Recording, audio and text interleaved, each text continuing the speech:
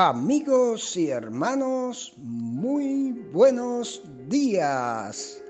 El Señor les bendiga y nos ayude a creer que Él puede hacer milagros, pero que solo los realiza como Él quiere y cuando Él quiere.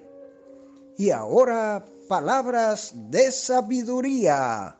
Leamos Juan 6, 5 al 7.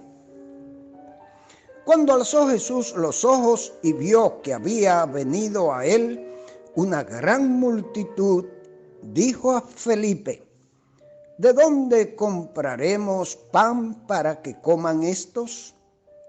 Pero esto decía para probarle, porque él sabía lo que había de hacer.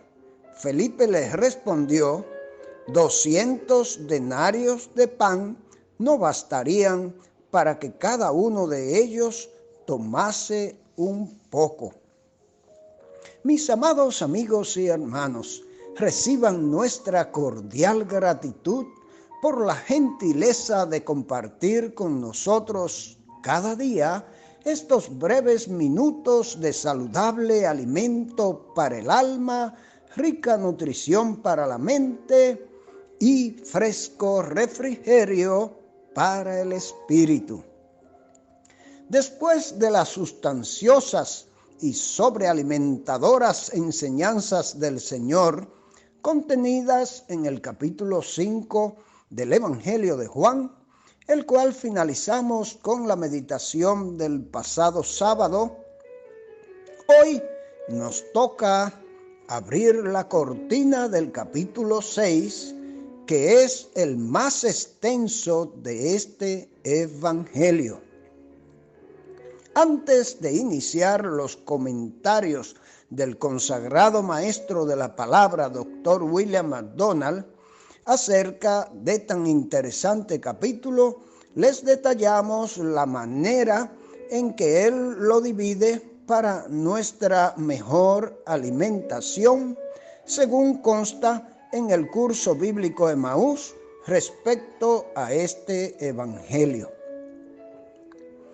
Del versículo 1 al 15 lleva por título la cuarta señal o alimentación de los 5,000. La segunda división, la quinta señal, Jesús camina sobre el agua y rescata a sus discípulos. Versos del 16 al 21. La tercera división, la gente busca otra señal. Versículos del 22 al 34. La cuarta, el gran mensaje sobre el pan de vida. Versos 35 a 65. Y la quinta división, diversas reacciones ante las palabras del Señor, versos 66 al 71. Como es lógico y natural, hoy comenzaremos con la parte A de la primera división, que es la cuarta señal o milagro del Señor, la gran alimentación de los 5,000.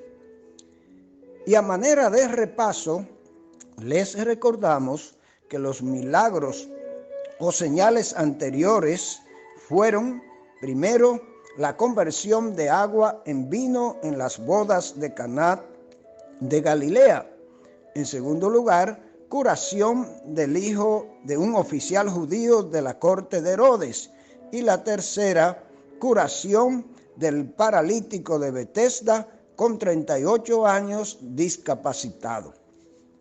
Es importante señalar que este milagro de la alimentación de los 5,000 hombres, sin contar las mujeres y los niños, como señala Mateo en el capítulo 14, 21, está registrado en los 4 evangelios. Además, que no debemos confundirlo con otro muy similar que registran Mateo y Marcos, capítulo 15 y capítulo 8 de Marcos, y que se llevó a efecto con 7 panes y unos cuantos peces. Los beneficiados en este caso fueron 4,000 hombres, más las mujeres y los niños, según Mateo, el evangelista contador o contable. Y a continuación, escuchemos, mis amados hermanos y amigos, los comentarios en detalle del Dr. MacDonald, hoy con el tema La alimentación de los 5,000, parte 1, Juan 6, 1 al 15. La expresión después de esto en el versículo 1 del capítulo 6 significa que había transcurrido cierto tiempo desde que sucedieron los eventos registrados en el capítulo 5. Exactamente cuánto tiempo había pasado no lo sabemos, pero sí sabemos que Jesús había viajado desde la zona alrededor de Jerusalén hasta el mar de Galilea. Cuando dice Él cruzó el mar, probablemente significa que fue a la orilla noroeste, a la nordeste. El mar de Galilea era también conocido como el mar de Tiberias o de Tiberíades o de Genesaret, indudablemente porque la ciudad de Tiberias estaba localizada en su margen occidental. Esta ciudad era la capital de la provincia Galilea y fue nombrada así por el emperador romano Tiberio. Una gran multitud de gente le seguía a él, pero no necesariamente porque creyeran que era el Hijo de Dios, sino porque veían sus milagros. Había un monte importante en esta zona y el Señor Jesús subió allí con sus discípulos. La traducción de este versículo debería ser entonces, subió Jesús al monte. No queda claro por qué Juan mencionó en el versículo 4 que la Pascua iba a celebrarse. Algunos sugieren que el Señor Jesús probablemente estaba pensando en la Pascua cuando daba su maravilloso mensaje sobre el verdadero pan de vida en este capítulo. El Señor Jesús no había ido a Jerusalén para esta Pascua. Juan hablaba de la Pascua como la fiesta de los judíos.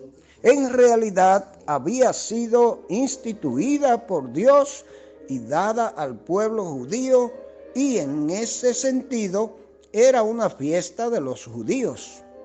Sin embargo, la expresión también podía significar que Dios no la reconocía más como una fiesta de Jehová, porque la nación judía la celebraba como un mero ritual, sin ningún verdadero interés del corazón. Jesús no se molestó cuando vio la multitud, pensando que perturbaría su descanso o su tiempo con los discípulos. Su primer pensamiento fue proveer algo para que aquellas personas comieran. Así que se volvió a Felipe y le preguntó dónde se podría comprar pan para alimentar a esa multitud. Cuando Jesús hacía una pregunta, no era para agregar a su conocimiento, sino para enseñar a otros. Él conocía la respuesta, pero Felipe no. El Señor iba a enseñar a Felipe una valiosa lección y a probar su fe. Jesús sabía que iba a realizar un milagro para alimentar a esta gran multitud de personas.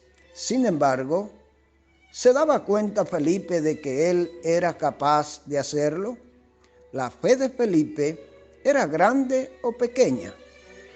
Por el versículo 7 vemos que la fe de Felipe no se alzaba muy alta. hizo una estimación rápida y decidió que 200 monedas de pan no serían suficientes para proveer ni siquiera una pequeña comida para todos. No sabemos exactamente cuánto pan podría comprarse con esta cantidad, pero debía haber sido mucho. 1 denario era lo que valía el salario diario de un trabajador. Andrés, el hermano de Simón Pedro, estaba presente. Los dos vivían en la vecindad de Betsaida, junto a la orilla del mar de Galilea. Andrés también decidió que sería difícil alimentar a tal gentío. Sin embargo, se percató de un muchacho con 5 panes de cebada y 2 pescaditos, pero pensó que estos serían casi inútiles para intentar satisfacer el hambre de tanta gente. El muchachito no tenía mucho, pero estaba dispuesto a ponerlo a disposición del Señor Jesús. Como resultado, esta historia quedó registrada en cada uno de los 4 evangelios. No hizo mucho, pero lo poco es mucho si Dios está en ello. Y Él se ha hecho famoso por todo el mundo. La palabra gente usada en el versículo 10 incluye tanto a hombres como a mujeres. Al hacer que la gente se sentara o reclinara, el Señor Jesús proveyó para su comodidad. Observa que escogió un lugar con mucha hierba. Era raro encontrar un lugar así en esta región, pero el Señor se encargó de que la multitud se sentara en un lugar limpio y agradable. Había 5,000 hombres en la multitud, lo que significa que además había muchas mujeres y niños. Se menciona a 5,000 para indicar cuán grandioso milagro estaba a punto de realizarse. Hay una lección para nosotros en el versículo 11, cuando Jesús tomó los 5 panes y dio gracias por ellos. Si Jesús hizo esto antes de participar de la comida o de servirla, ¿cuánto más debemos nosotros agradecer a Dios antes de comer? A continuación distribuyó la comida a los discípulos.